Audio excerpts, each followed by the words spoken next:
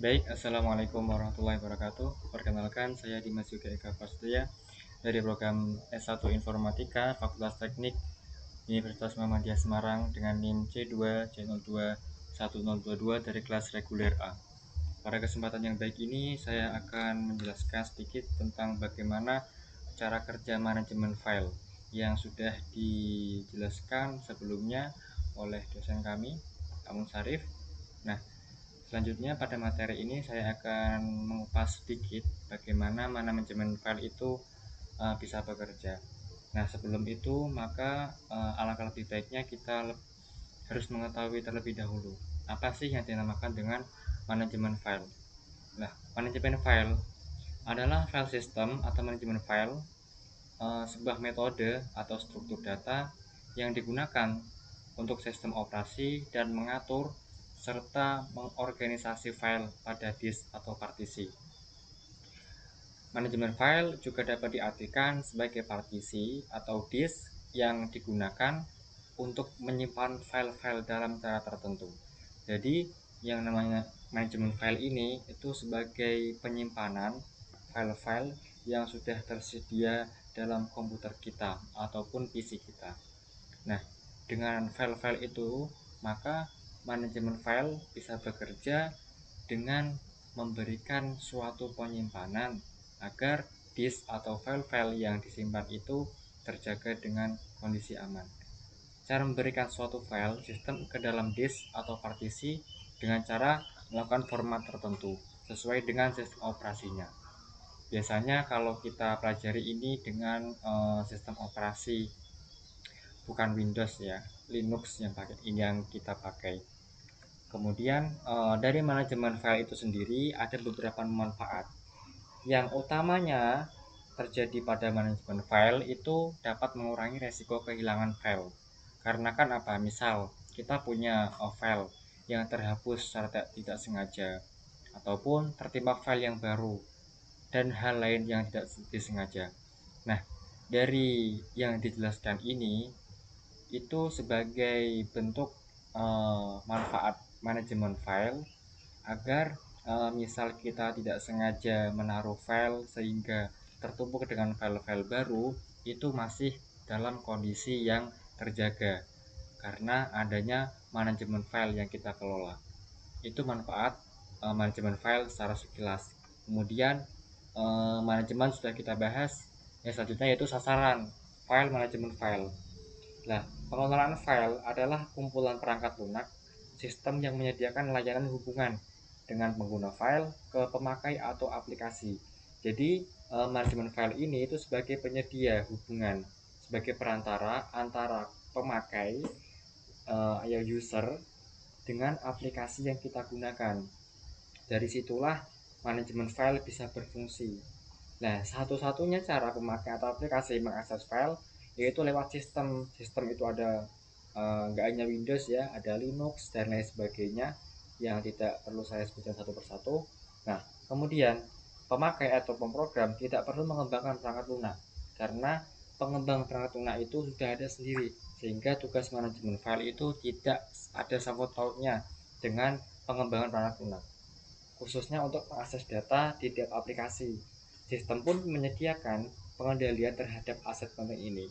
Jadi penyedia sistem ini dalam memperkerjakan manajemen file itu sudah dikelola sedemikian rupa sehingga user dalam memakai aplikasi itu sudah ditentukan oleh pengembang aplikasinya.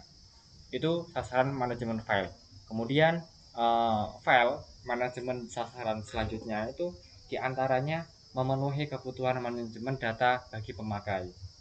Jadi user di sini tidak hanya dibiarkan dengan tangan kosong, tetapi kebutuhan yang sekiranya user itu butuhkan, manajemen file ini sudah menyediakan untuk mempermudah user dalam mengakses aplikasi, khususnya di bidang penyimpanan dalam manajemen file.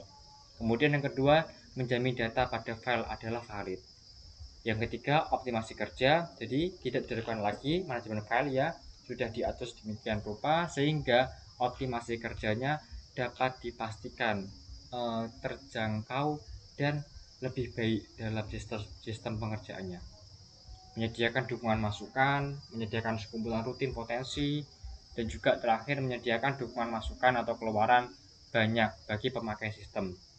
Jadi manajemen file ini itu memberikan istilahnya itu alat untuk mempermudah user dalam mengakses file, terutama nanti kalau ada file-file yang perlu disimpan, itu adalah tugas dari manajemen file sendiri. Jadi user tidak perlu khawatir. Kemudian kita perlu bahas juga arsitektur pengelolaan file. Itu ada banyak. Yang pertama sistem akses, itu berkaitan dengan bagaimana cara data disimpan pada file akses. Nah, di sini data yang disimpan dalam file akses itu sudah tugas dari sistem aksesnya. Maka dari itu entah itu manajemen file, mekanisme integritas file itu udah beda dalam bidangnya ini. Arsitektur komputer masing-masing ada bagian tersendiri. Sistem akses tugasnya itu bagaimana caranya disimpan pada file aksesnya. Kemudian yang kedua, manajemen file yang kita bahas pada pokok materi yang awal tadi, yaitu berkaitan dengan penyediaan mekanisme operasi pada file, entah itu penyimpanan, pengacauan, lalu pemakaian, dan juga pengamanan. Di sini dalam manajemen file itu sudah menyediakan hampir dipastikan kompleks, bahkan hampir mendekati dengan sempurna. Karena manajemen file itu sendiri nggak hanya sebagai penyimpanan, tetapi bagaimana cara pemakaian bersama user dalam melakukan operasi lewat aplikasi itu sudah diatur oleh manajemen file, sudah disediakan oleh manajemen file. Dan juga jangan khawatir karena manajemen file sendiri itu ada sebuah keamanannya. Yang ketiga, manajemen ruang penyimpanan berkaitan dengan alokasi ruang untuk file di perangkat penyimpanan. Jadi manajemen file tidak hanya sebagai sebatas penyimpanan saja, tetapi ruang yang dapat dikontrol itu kemungkinan besar bisa kita atur. Semakin banyak ruang penyimpanan, maka manajemen file itu semakin aman, tidak mudah terkena virus ataupun hal yang lainnya, karena ruang penyimpanan besar kecilnya itu sangat mempengaruhi. Pada mekanisme integritas file berkaitan dengan jaminan informasi pada file, manajemen perangkat masukan atau keluaran, atau kita sebut istilahnya apa ya, input atau output device pada operasi, termasuk juga di dalamnya ada device driver. Nah, itu sudah arsitektur, sudah dibahas, sasaran, manfaat. Nah, sekarang ini manajemen file juga memiliki beberapa fungsi. Di antaranya itu penciptaan, modifikasi, dan penghapusan file, mekanisme pemakaian file secara bersamaan, menyediakan beragam tip pengaksesan terkendali. Jadi, pada manajemen file ini kita bahas lumayan detail. Manajemen file ini sudah memberikan akses penuh kepada suatu hak yang telah diberikan untuk mengakses. Karena di sini dapat modifikasi dan juga dalam pemakaian bersama itu bisa, sehingga misal ada katakanlah orang pertama, orang kedua, orang ketiga, dia itu bisa mengatur. Orang pertama hanya sebagai pembaca saja, tidak boleh memodifikasi.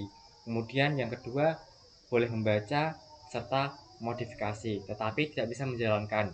Ada juga yang orang ketiga hanya saja bisa menjalankan programnya. Itu semua tergantung hak user, apakah bisa memberikan akses kepada orang lain dalam menjalankan file secara bersamaan atau tidak. Itu semua sudah terkendali dalam manajemen file yang dioperatori oleh user yang memiliki hak untuk menjalankan manajemen file. Itu fungsinya manajemen file. Kemudian selanjutnya itu yang terakhir ini mungkin yang saya bahas, itu ada perintah penanganan. Dalam sistem operasi di Linux itu berbeda dengan di Windows. Karena apa?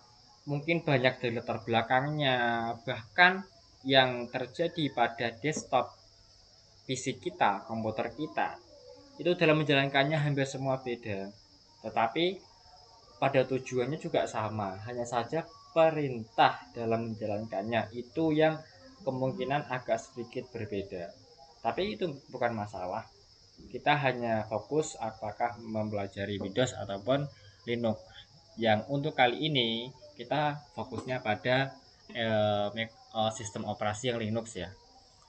Contohnya kalau kita buka di terminal, kalau di Windows sering sebut kita istilahnya CMD.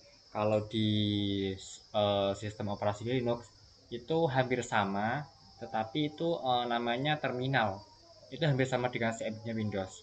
Di situ kita bisa memerintahkan PC kita untuk melakukan sesuatu. Misalnya dalam sistem operasi Linux itu ada perintah mkdir atau make directory, itu membuat directory.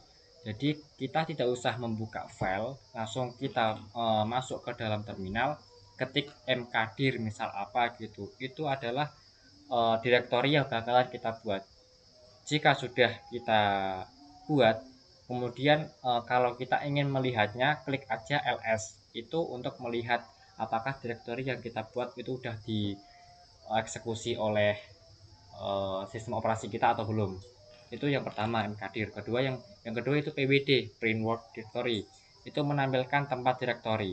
Nah, pwd ataupun ls itu hampir sama sebagai penampil dalam sistem operasi Linux.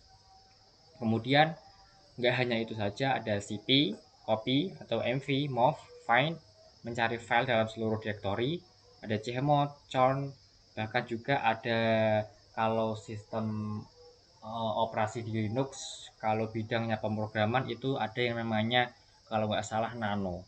Nah itu untuk memprogram kita dalam misalkan menjalankan program yang kita buat, dan masih banyak lagi. Ini hanya sebagian yang saya jelaskan. Apabila ada kurang dalam menyampaikan materi di manajemen file ini, mohon dimaklumi. Kurang lebihnya mohon maaf. Assalamualaikum warahmatullahi wabarakatuh.